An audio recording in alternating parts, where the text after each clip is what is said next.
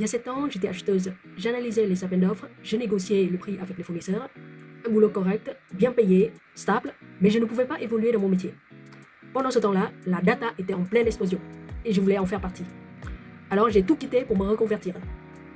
Aujourd'hui, après 7 ans dans la data, je vais vous dire une chose que personne ne vous le dit vraiment. Est-ce que ça valait le coup? Et je vais parler de salaire, du marché, des conditions de travail en toute transparence. Commençons par le début. Quand j'étais dans les achats, je travaillais un peu avec les données. Les tableaux Excel, le reporting des coûts, l'analyse de performance fournisseur. La data était là, mais ce n'était pas mon titre. Et un jour, j'ai réalisé 2 choses. Première chose, les gens dans la data gagnaient mieux. Pas juste mieux, mais beaucoup mieux. La deuxième chose, la data t'ouvre des portes que les achats ne permettent pas. Alors, j'ai appris SQL, j'ai appris Python, j'ai appris la data visualisation, j'ai fait des projets, j'ai passé des entretiens. Et ce que j'avais comme avantage pour un reconverti, c'est que j'étais proche du business. Je savais ce que voulait un décideur. Ce dont j'avais besoin, c'est des outils techniques pour répondre à ces questions. Maintenant, parlons un peu du marché. Je veux vous parler de la réalité du marché, pas juste des chiffres dans les sondages.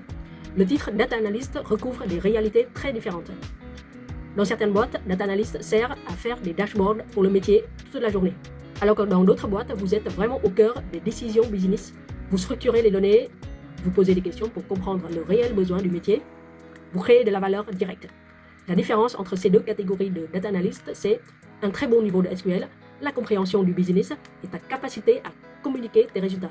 Moi, ce que j'ai observé après 7 ans, c'est les profils qui viennent d'un secteur business, santé, banque, finance, marketing ont un vrai avantage par rapport aux purs players tech qui n'ont jamais parlé au business. Maintenant, parlons de salaire. Quand j'ai quitté les achats après 7 ans d'expérience, je gagnais 40 000 euros. Dans mon premier poste en alternance dans la data, j'étais payé au SMIC. C'est vraiment le prix à payer quand vous recommencez à partir de zéro. C'est la réalité d'une reconversion.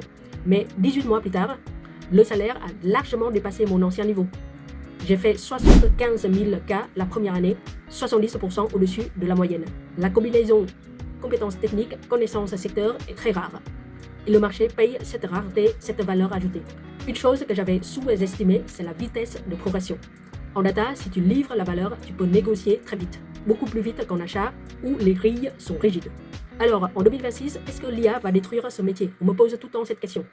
Non, pas maintenant, pas dans les 3 prochaines années, parce que ChatGPT et Claude savent écrire du code SQL sur les données propres. C'est environ 10 à 20% ce que vous faites dans les postes. Le reste, c'est comprendre le problème business, nettoyer les données, aller chercher la question derrière l'intention du stakeholder, interpréter un résultat contre-intuitif et faire passer le message. Et ça, aucune machine ne peut vous remplacer. Ce qui change, c'est que l'IA va beaucoup changer la façon dont les data analysts exercent leur métier. Ceux qui utilisent l'IA vont produire très vite. Ceux qui n'utilisent pas vont être dépassés. Ce n'est pas une menace, ça veut dire que vous devez vous y mettre dès maintenant. Alors, ma reconversion, est-ce qu'elle valait le coup? Oui, mais pas pour les raisons que j'attendais. Ce que j'avais prévu, de meilleurs salaires, de meilleures possibilités d'évolution. Ce que j'ai eu à la place, une courbe d'apprentissage très dure les premiers mois, une baisse de salaire temporaire, mais ensuite une progression beaucoup plus rapide par rapport à ce que j'avais connu.